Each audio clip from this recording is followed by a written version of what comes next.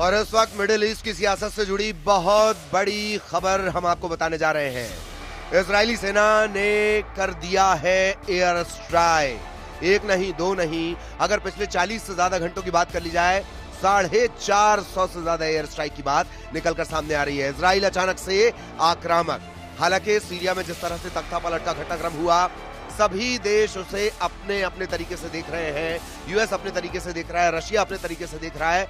इन सब के बीच इजराइल पर सबकी निगाहें जमी हुई थी और अब खबर ये मिल रही है, बड़ी खबर ये मिल रही है, बशर अल असद की सरकार गिरने के बाद इजराइल ने किया है एयर स्ट्राइक।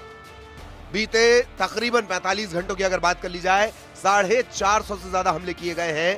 सीरिया के कई शहरों में हथियारों के depot, anti aircraft batteries production site पर ताबड़तोड़ हमले किए जा रहे हैं। इसके पीछे बताया जा रहा है बशान एरो ऑपरेशन।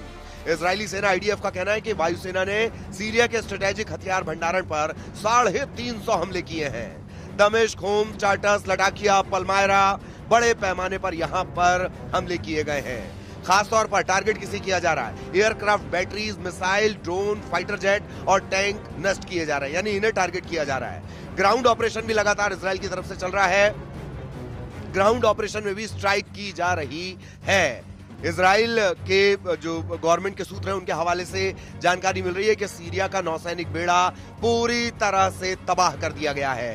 सेना का अनुमान है कि उन्होंने बशर अल असद के 80% सैन्य ठिकाने नष्ट कर दिए हैं। इजराइल की तरफ से इसे बशान एरो नाम दिए जाने की बात सामने आ रही है। सीरिया में अलकायदा से जुड़े जो सुन्नी विद्रोही गुट है HTS, उसका कब्जा हो गया है। बशर के रूस भाग जाने के बाद इजराइल ने इस मौके का फायदा उठाया। इजराइल ने सीरिया के सैन्य ठिकानों पर हमला कर दिया है। सिर्फ हवाई हमले नहीं, बल्कि जमीनी स्तर पर भी इजरायली सेना सीरिया की सीमा के भीतर घुस गई है। 1990 के आसपास, 1994 में एक एग्रीमेंट के बाद ये पहली बार हो रहा है जब इजरायली सेना ने सीरिया की जमीन पर अपनी एंट्री की है। अब तक जो जानकारी मिली है उसके मुताबिक इजरायली सेना गोलान हाइट्स के पास तकरीबन 10 किलोमीटर भीतर तक घुस गई है। बफर जोन भी बना लिया गया है।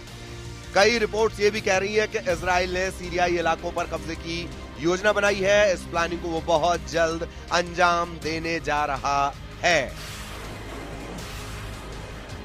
उत्तर सीरिया के जो शहर है वहां पर सीरियन डेमोक्रेटिक फोर्सेस SDF और तुर्की समर्थित सीरियन नेशनल आर्मी SNA, इनके बीच लगातार संघर्ष जारी है। यानी सीरिया की स्थिति ऐसी हो गई है, हर कोई अपने तरीके से लाभ उठाना चाह रहा है।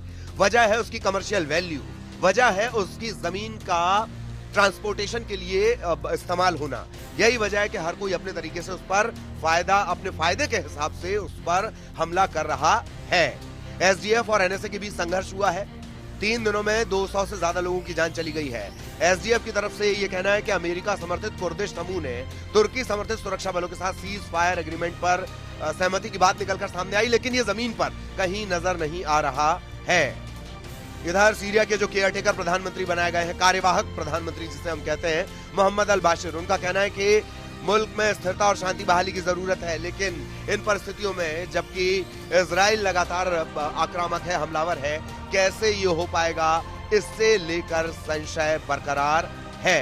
तो इजराइल ने आक्रामक होते हुए तकरीबन जो हमले हैं, जो जिस तरह से हम आपको जानकारी दे रहे हैं, कुछ घंटों के अंतराल में 40 घंटों के अंतराल में 40-45 घंटे के करीब 450 एयर स्ट्राइक की है।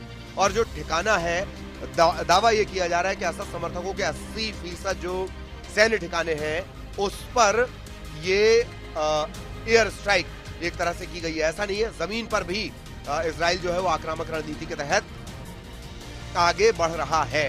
अब सवाल ये उठ रहा है कि इजराइल जो सीरिया में तख्ता पलट के हालात बने, बशर अल असद को भागना पड़ा, तो क्या इजराइल इसमें कोई मौका अपने लिए तलाश रहा है या ये किसी तरह की चुनौती इजराइल के लिए है? अभी तो इस तरह से घटनाक्रम को देखकर लगता है कि वो इस मौके का फायदा उठा रहा है। मिडिल ईस्ट में लगातार तनाव बढ़ रहा है। 90 लाख के करीब वहां भारतीय रहते हैं। ये भी एक बड़ी चिंता की बात है। घटनाक्रम आपको पता ही है, तकरीबन 5 दशक के बाद जो असद परिवार है उनका किला 11 दिन में ढह गया। इससे ज्यादा वक्त बांग्लादेश में लगा था।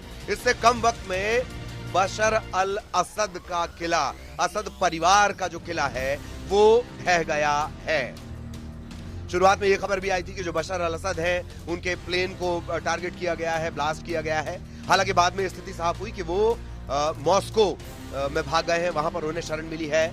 और अब स्थितियां अलग अलग, जो जानकार हैं वो अपनी अपनी तरह से जानकारी दे रहे हैं कि क्या अरब स्प्रिंग, एक टर्म इस बीच बार बार निकलकर सामने आ रहा है कि अरब स्प्रिंग कई मिडिल ईस्ट की सत्ता परिवर्तन का कारण बना था 2010 के आसपास। ट्यूनीशिया में तब इस तरह की दिक्कतें शुरू हुई थी। और अब जब 2024 को जो विद्रोह शुरू हुआ, महज 11 दिन में सीरिया में सत्ता परिवर्तन हो गया। तो अरब स्प्रिंग के विस्तार की तरह इसे देखा जा रहा है। अलग अलग जानकार इसे लेकर अलग अलग बातें कर रहे हैं। इजराइल ने बशर की सत्ता का खात्मा होता ही सबसे पहले इसका स्वागत किया था। नेतन्याहू ने मिडिल ईस्ट के लिए इसे ऐतिहासिक दिन बता दिया था। 1.5 साल में इजराइल ने गजा से हमास का सफाया किया है, लेबनान में हिजबुल्लाह से सीज फायर कर लिया है, और अब सीरिया में बशर की सत्ता का खात्मा होने के बाद इजराइल अचानक से आक्रामक हो गया है सीरिया को लेकर। तो गोलान हाइट्स की तरफ भी कदम बढ़ाए जा रहे हैं, जमीन से कदम बढ़ाए जा रहे हैं, ये आप ध्यान रखिएगा। एयर स्ट्राइक तकरीबन 450 एयर स्ट्राइक हुई है। अब तक हालांकि साफ नहीं हो पाया कि दमिश्क पर कब्जा करने वाले हयात तहरीर अल शाम से इजराइल के रिश्ते कैसे होंगे, लेकिन इजराइल कहीं ना कहीं बेहद आक्रामक होकर इसे देख रहा है। तो ये ऐसे समझिए, Türkiye, Syria, Iraq, Iran, Armenia, ये सब कैस्पियन सागर से लगे हुए देश हैं। 5 देश जो आसपास के देश हैं, जो हम जिसकी जानकारी आपको दे रहे हैं। माना यह भी जा रहा है कि आईएसआईएस जैसा कोई नया खतरा भी उभर सकता है। ये अलग अलग जानकार हैं, अलग अलग तरीके से अपने अपने तरीके से वो इस पूरे घटनाक्रम को देख रहे हैं। लेकिन इजराइल से जुड़ा जो बड़ा अपडेट है वो हम आपको लगातार बता रहे हैं कि इजराइल ने 450 से ज्यादा एयर स्ट्राइक की है। और दावा ये किया जा रहा है, आईडीएफ जो है वहां की, वो ये दावा कर रही है कि 80% सैन्य ठिकाने तबाह कर दिए गए हैं। सीरिया में बशर अल असद की सरकार गिरने के बाद हजारों जो सीरियाई सैनिक हैं वो इराक की सीमा में भी दाखिल हुए हैं। और कोशिश उनकी ये है कि सीरिया में जमीन पर भी, इन 1994 के आसपास एक एग्रीमेंट इनके बीच हुआ था, और 1994 के बाद ये पहली बार होगा कि जमीन पर, सीरिया की जमीन पर इजराइल के सैनिक घुसे हैं। अब तक जो जानकारी मिली है, एयर स्ट्राइक एक अलग है जो हम आपको बता रहे हैं, 450 एयर स्ट्राइक। इसके अलावा जमीन पर भी तकरीबन गोलान इलाके में 10 किलोमीटर भीतर तक जो इजराइल की सेना है वो अंदर जा चुकी है। इसे देखा जा रहा है कि जो इजराइल है वो इसे मौके की तरह ले रहा है। हालांकि धीरे धीरे स्थितियां और साफ हो पाएंगी, लेकिन मिडिल ईस्ट में लगातार शक्ति संतुलन अस्थिरता की तरफ बढ़ता हुआ।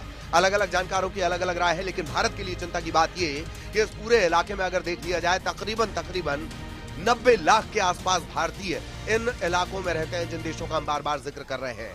और अभी ताजा अपडेट ये कि सीरिया पर इजराइल का रुख एकदम आक्रामक हो गया है।